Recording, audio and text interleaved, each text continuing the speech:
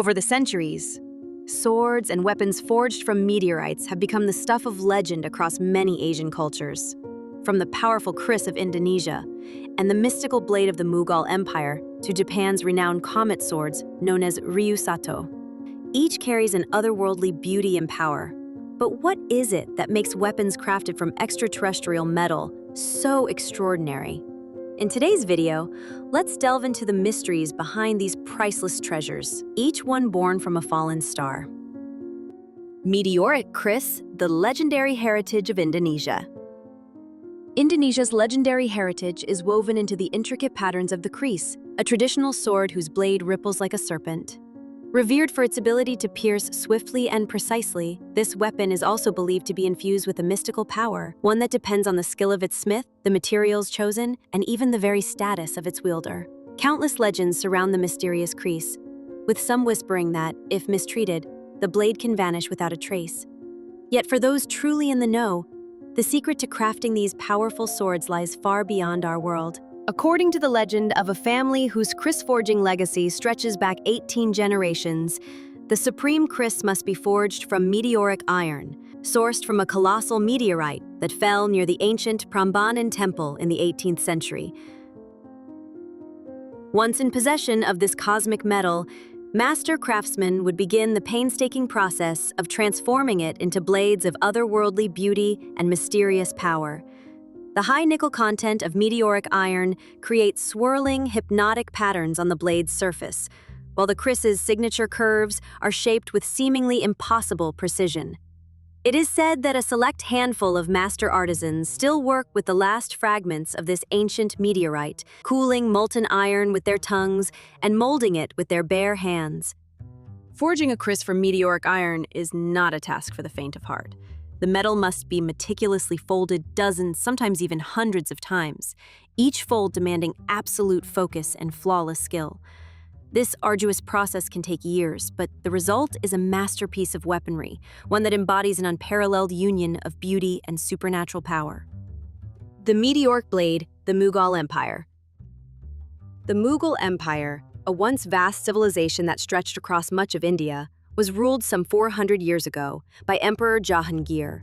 Under Jahangir's leadership, the empire flourished, becoming a land of immense wealth and prosperity, with the capital city rumored to be even larger than London. This golden era allowed Jahangir to amass some of the world's most dazzling treasures, but among them, none was more remarkable than the meteoric blade. In April of 1621, an extraordinary event unfolded in the empire's eastern reaches. Villagers heard a thunderous roar, like rolling storm clouds, and then witnessed a blinding flash streaking down to earth. When they arrived at the site, they found a scorched area with a radius of 25 feet, utterly devoid of life or vegetation. Buried in the center was a piece of iron, nearly molten when unearthed, that was soon identified as a meteorite. Jahangir regarded the arrival of this meteorite as a gift from God, and commanded that the iron be forged into 2 swords and a dagger. In his personal diary, Jahangir described one of these blades as shining brilliantly and possessing incredible toughness. Yet, this would be the last time the royal meteorite treasures were mentioned for centuries, as the Mughal Empire eventually fell and its riches vanished into history. It was not until the 1950s that an Iranian man living in Washington, D.C. claimed to possess Jahangir's long-lost dagger. The blade, about 10 inches in length, was adorned with precious metals and featured striking, authentic engravings and patterns. However, testing methods in the 1970s could not provide a definitive answer, leaving many to question the dagger's authenticity.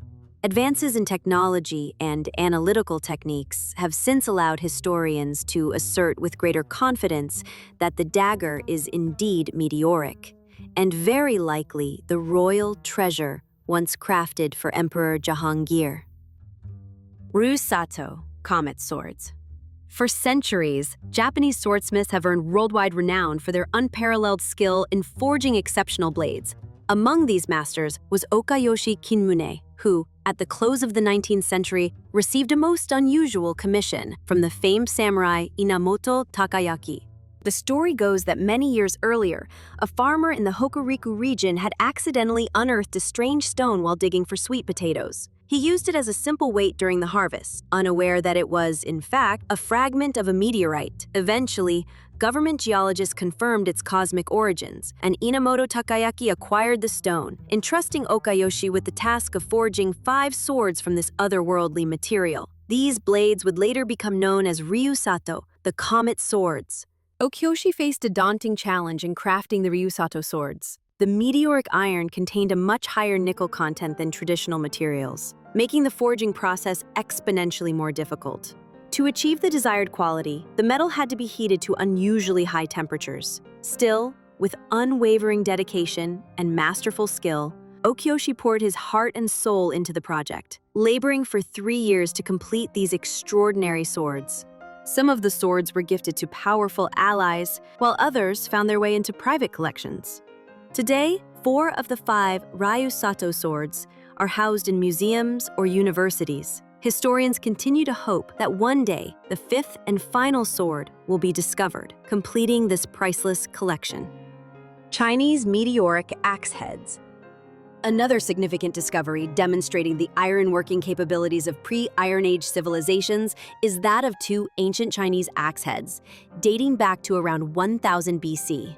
Believed to have been crafted during the Zhou dynasty, these 2 artifacts consist of a broad axe and a dagger axe. Both were unearthed in the early 1930s and are now displayed at the Smithsonian Institution. The broad axe features a bronze tang and the rusted remains of an iron blade, adorned with a few simple decorative patterns. The dagger axe, on the other hand, has a bronze blade that was once fitted with an iron tip, remnants of which are still attached. These pieces are prime examples of Bronze Age engineering in China, thanks to their combination of different metals and the use of the casting-on technique for joining them. Most notably, the iron blades of these weapons are meteoric in origin.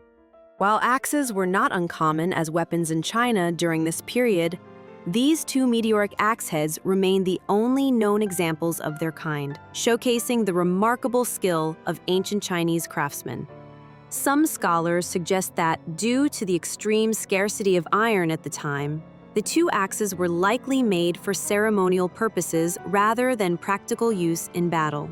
Today, though both axe heads have decayed and are nearly unrecognizable as weapons, they still stand as powerful evidence of humanity's earliest attempts at ironworking and our initial understanding of the unique properties of different metals.